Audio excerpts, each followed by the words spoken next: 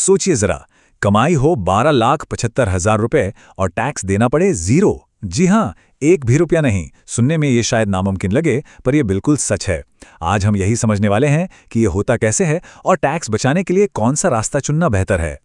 तो नए financial year की सबसे बड़ी, सबसे चौंकाने वाली बात यही है कि 12,75,000 रुपए की सालाना कमाई पर कोई टैक्स नहीं देना पड़ सकता है। लेकिन सवाल वही है, आखिर कैसे? चलिए इसी गुत्थी को सुलझाते हैं। और यहीं पर आता है वो बड़ा फैसला जो हर साल लेना होता है। एक तरफ है पुरानी टैक्स व्यवस्था और दूसरी तरफ है नई टैक्स व्यवस्था। और सही चुनाव आपकी टैक्स फ्री इनकम को कई गुना बढ़ा सकता है। तो चलिए इन दोनों दावेदारों को जरा करीब से जानते हैं। तो सबसे पहले मैदान में है नया चैलेंजर, न्यू टैक्स रेजीम। इसे लाने के पीछे बस एक ही मकसद था, टैक्स के जंजाल को आसान बनाना। देखते हैं ये अपने मकसद में कितना कामयाब हुआ है।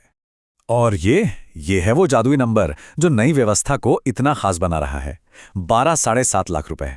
मतलब अगर आपकी सैलरी इतनी है तो 75,000 रुपए की स्टैंडर्ड डिडक्शन के बाद आपको सरकार को टैक्स के नाम पर 1 रुपया भी नहीं देना होगा। तो नई व्यवस्था का वादा है सादगी, लेकिन ये एक कीमत पर आती है।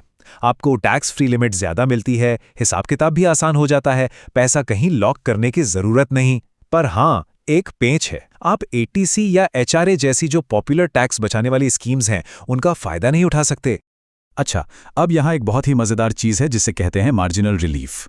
जैसा कि एलबंत जैन जैसे एक्सपर्ट्स बताते हैं, मान लीजिए आपकी इनकम टैक्स फ्री लिमिट से सिर्फ 1,000 रुपए ज्यादा है, तो क्या आपको पूरी कमाई पर टैक्स देना होगा? नहीं। सीमांत राहत ये पक्का करती है कि आपका टैक्स उस एक्स्ट्रा 1,000 रुपए से ज्यादा ना हो। ये एक तरह का सेफ्टी नेट है। तो ये तो थी कहानी नए सिस्टम की। अब जरा पुराने तजर्बेकार खिलाड़ी यानी ओल्ड टैक्स रिजीम को भी देख लें, जो बिल्कुल अलग अंदाज में खेलता है। पहली नजर में 5 लाख रुपए की टैक्स फ्री लिमिट काफी कम लगती है ना? खासकर जब नई व्यवस्था में यह 12.5 लाख तक है। लेकिन रुकिए, कहानी में एक बहुत बड़ा ट्विस्ट है। पुरानी व्यवस्था का असली जादू, उसकी असली ताकत डिडक्शंस में छुपी है। ये उन लोगों को इनाम देती है जो सोच समझकर निवेश करते हैं और पैसे खर्च करते हैं। मतलब एटीसी में निवेश, एचआरए यानी मकान का किराया, होम लोन का ब्याज, ये सब आपकी टैक्सेबल इनकम को कम करते जाते हैं। इतना कि 9-10 लाख कमाने वाला भी अपना टैक्स 0 तक ला सकता है। तो ठीक है, अब हमने दोनों योद्धाओं को अलग अलग समझ लिया है। तो अब वक्त है एक आमने सामने के महामुकाबले का। देखते हैं कौन किस पर भारी पड़ता है। इस टेबल को देखिए, पूरी कहानी एक बार में साफ हो जाती है।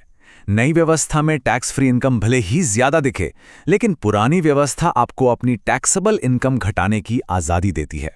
कहने का मतलब यह है, एक तरफ है सीधी सपाट दौड़ और दूसरी तरफ है बाधा दौड़, जहां अब रुकावटें पार करके आगे निकल सकते हैं। तो फिर विजेता कौन है? सच कहूं तो इसका कोई एक जवाब नहीं है। सही चुनाव पूरी तरह से आपकी अपनी फाइनेंशियल आदतों पर निर्भर करता है। तो चलिए अब ये पता लगाते हैं कि आपके लिए सही फैसला क्या होगा। मामला बड़ा सीधा है। अगर आपको ज्यादा हिसाब किताब, ज्यादा झंझट नहीं चाहिए और आपके पास टैक्स बचाने वाले खास खर्चे नहीं हैं, तो नई व्यवस्था बेस्ट है। लेकिन अगर आप एक डिसिप्लिन्ड इन्वेस्टर हैं, किराया देते हैं या होम लोन चुका रहे हैं, तो पुरानी व्यवस्था में आपकी बचत ज्यादा होने की पूरी संभावना है। अगर अब भी कंफ्यूजन है तो ये 3 सिंपल स्टेप्स सारी उलझन दूर कर देंगे। पहला, एक लिस्ट बनाइए अपने सभी टैक्स बचाने वाले निवेश और खर्चों की। दूसरा, पुरानी व्यवस्था के हिसाब से अपना टैक्स कैलकुलेट कीजिए और आखिर में दोनों की तुलना कीजिए।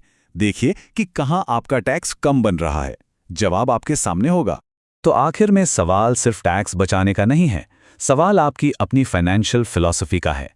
क्या आप सुविधा के लिए थोड़ी ज्यादा कीमत चुकाने को तैयार हैं, या फिर आप अपनी बचत को बढ़ाने के लिए थोड़ी ज्यादा मेहनत करने को तैयार हैं? आपका जवाब ही आपके फाइनेंशियल भविष्य की दिशा तय करेगा। रिस्क सिर्फ मार्केट में होता है, प्लानिंग में नहीं। DGN कैपिटल मैनेजमेंट के साथ स्टॉक मार्केट, म्यूचुअल फंड और insurance. AMFI IRDAI certified. Your success are priority.